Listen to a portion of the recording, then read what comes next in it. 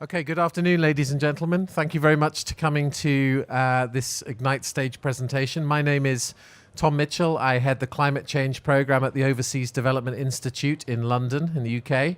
And I'm here today to talk to you about disaster risk reduction in the post-2015 development goals.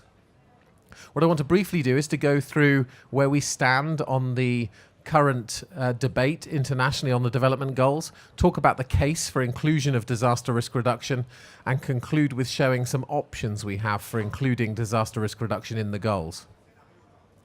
So where are we with the overall agenda? You know, we hear a lot here about the Hyogo Framework for Action and HFA2, but of course there is a very big process going on out there in the wide world on post-2015 development goals, replacing the MDGs with something that is contemporary and with the future of our planet. And so I think it's worth just saying that we need to compare where we have been with the MDGs to where we're going to. Just to pick out a couple of things here, is that the discussion now very much is about poor people in all countries, not just about poor people in developing countries, and to think much more internationally about the actions that all countries, all governments, all people need to take for a sustainable world. We're thinking much more now about environmental issues, including environmental sustainability within the context of sustainable development. These issues were largely an afterthought in the last MDG framework. And also this is much more now about moving beyond aid. It's not just about where money in the north is going to money in the south, but instead starting to think about how to invest in global public goods. And again, also thinking about targets and indicators within the context of something that every government can do. The problem is, everybody wants to be part of this agenda. So at the moment we have, I think, a variety of options in terms of how the discussion is shaping up. The first very much being the Christmas tree. People use this analogy a lot, but you hang your baubles off the Christmas tree, and it's an analogy that suggests that everybody wants their issue in the MDGs, post-MDGs agenda, so the chances are that we're going to get 30 or 40 different goals with everybody's issues in there, if we take a Christmas tree approach. The second is a jigsaw approach, to pick some key issues, maybe 8, 10 or 12 issues, and try and find a way of locking them together in a narrative. And the last idea is a bullseye. Can we pick one particular issue that we want to focus everything around? Is it poverty eradication? Is it environmental sustainability? Is it inequality? And then everything else focuses around that. Frankly, at the moment, we haven't got that good an idea which way this discussion is going. Probably a little bit more jigsaw than anything else, but it's very difficult to tell. And so there we've got a set of possible scenarios about where the agenda is going. Certainly if there's high levels of agreement on sustainable development goals and high levels agreement on kind of poverty eradication, we're likely to get a jigsaw type approach, possibility of some bullseyes locked together. But equally, if we don't get a lot of political agreement, we might get no agreement. We might actually just get a Christmas tree, which is very little alignment between them. This matters a lot because it really determines how we think about disaster risk reduction within this context. You know, if we fit it into a Christmas tree approach, all well and good, but it's there alongside hundreds of other issues. If it's within a bullseye type approach, we need to think a bit very much within the context of how it fits with that bullseye issue. But the problem is, the evidence that we've got around this is a little bit fragmented at the moment.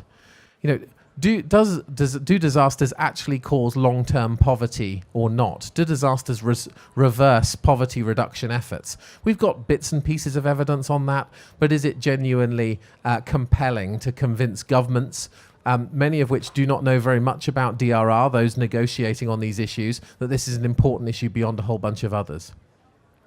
Secondly, we've got something about a human development case. Does not taking disaster risk reduction into account actually depress your human development? What do we know about that? Can we really put detailed evidence on the table?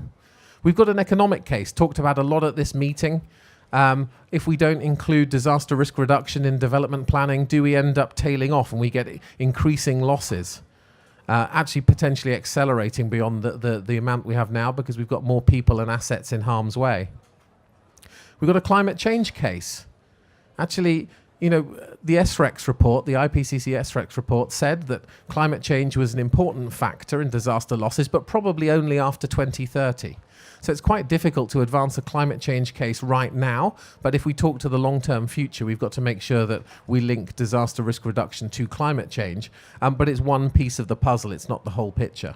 And there are certainly difficulties in making the case based on links to climate change, because climate change and its consideration in the post-MDGs is a challenging one.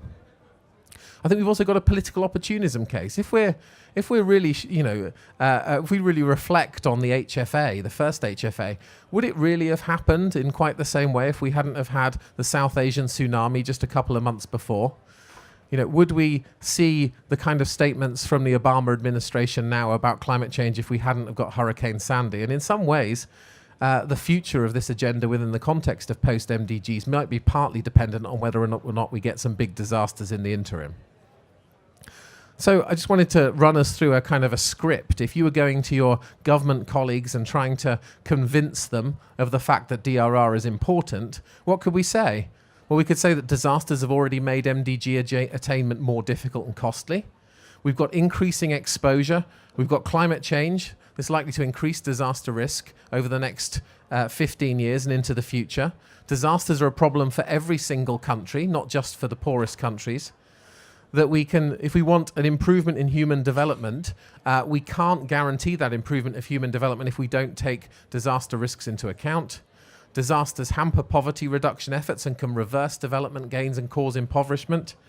But the good news is that disaster risk management works and it's key to sustainable development. All of that script needs to be backed with the right kind of evidence. What about the political support for this issue within the MDGs area and within the Sustainable Development Goals Open Working Group? Well, the sad thing is, at the moment, disaster risk reduction is ranking fairly low. These were the results of the Secretary General of the UN survey. And actually, disaster risk reduction, if I remember rightly, comes out as 17th. And actually, I think the response from UNISDR was at least we weren't bottom.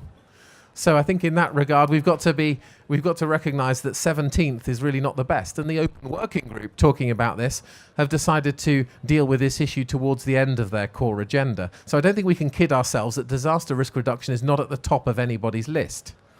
And actually, if we look at the countries that were responding to this SDGs agenda, these were the only countries that actually voted for DRR as an issue. Sorry to name and shame, but here it is. Now, not every country in the world responded to this, but this is the list of questions, the list of countries. And so certainly those countries that are disaster prone, that take DRR as a serious issue, we have to ask, why are those parts of government who are negotiating on SDGs not putting it as a priority? And I think that's a key for us. Just to say, though, on the plus side, we have some very important political champions. This is from President of Indonesia, who's been making some very positive statements in this regard, and certainly we have the same from the Japanese. Let me just go on to some work that we've been doing on proposing targets and indicators in this regard. What would actually be the targets, indicators that we would advocate on DRR to be in the context of those goals? And for example, the test that we set ourselves is, if you only had 8 to 10 words to put the entire disaster risk reduction agenda on the MDGs and post-development agenda, what would your 10 words be? And that's the kind of challenge I think we face in reality, because there are so many issues trying to get in there. So we actually have looked at a set of scenarios of goals, targets, and indicators. We brought an expert group together and said, actually, what are the tests that we need to set ourselves for what goals, target, and indicators would make sense? And so you can read our publication online. I've got a copy here that I can show you. We've got some on our stand that goes through these different tests, and you can see whether or not you agree. But we have 3 scenarios. The first is disasters as a standalone goal. Now, in my opinion, this is pretty unlikely. This would be a Christmas tree type approach. It's very unlikely, I think, that we can get DRR up there a bunch of, over and above a bunch of other issues. But nonetheless, if we had a standalone goal on disaster risk reduction, what would it look like? This is an indicative case based on some research we've done, but certainly, potentially not the best case. So, for example, do we want to have a target that focuses on reduced economic losses, or reducing the number of disaster deaths, or to make sure that there are no additional people drop into poverty as a result of a disaster, or that we eradicate disaster deaths to predictable hazards, or all new hospitals and health facilities were built to withstand local hazards and you get no children killed in schools. That kind of target. What would be the aspiration? What would actually change people's mindsets to say this is something that we really need to strive for? What would actually create incentives for investment in disaster risk reduction compared to better response? These are all questions we need to think through, I think, in terms of recommending a target or an indicator. There's a whole set of indicators here. My preference would be that indicators to a certain extent are a basket and are set depending on country context, but we need to come together to aggregate globally around single targets or at least one or two targets. The second option, I think probably a little bit more likely in the way that the discussion is unfolding, is that disasters target could be part of a resilience type goal or improved community resilience, something along those lines, or avoiding disaster development reversals or protecting development gains, something like that. And so you could have a target on disasters sitting alongside a target on reducing violence or improving food security. I don't know what it might be, but the challenge here is to think about what would be the sets of issues coming together that would actually tell a coherent story. Now, the problem with this is if you look at all the proposals out there about the development goals, almost all of them use resilience in some way, referring to a whole bunch of different issues. We did a quick stock take, and I think there were 19 or 20 different issues that had been attached to the term resilience. So the question is, how do you bound that? What actually makes sense for poor people? And I think the last scenario is actually disasters mainstreamed across other goals. You know, if there's going to be, say, 8 or 10 goals, how do can we find a way of championing a particular indicator within those other goals that might help to mainstream disaster risk reduction across them, whether it be health, education, jobs, inequality, poverty. In this regard, I think this is a really challenging area. Largely because there are so many other issues saying we want to be mainstreamed across all the other goals. And so actually what it might mean is that you can be mainstreamed and be successful in getting in there, but so is everything else, and the indicator list becomes really long and it becomes a little bit meaningless. So actually this whole agenda is set up with some really significant challenges for the DRR community. What is that single target that we want to all strive for? I think in that regard, it's also important for us to reflect carefully on where the HFA sits in relation to this whole process. You know, is the Hyogo Framework for Action the overarching global agreement that provides direction, or is it simply an implementation plan for what we put in the Millennium Development Goals, or what gets put in the post-2015 development agenda? What's the relationship between the two? And actually, what does that mean in terms of the institutions and agencies that are charged with stewarding implementation and leadership across this space? What does it mean for financing and the way that the issue relates to others? I think there's a lot of legwork to be done to think about how the two agreements, if we get two agreements, both sit together, and how do they mutually enhance each other, and are they coherent? Problem is, in a lot of these situations where the governments are negotiating on this, the governments that you see here in this process are certainly not the parts of government that are represented in the Sustainable Development Goals Open Working Group.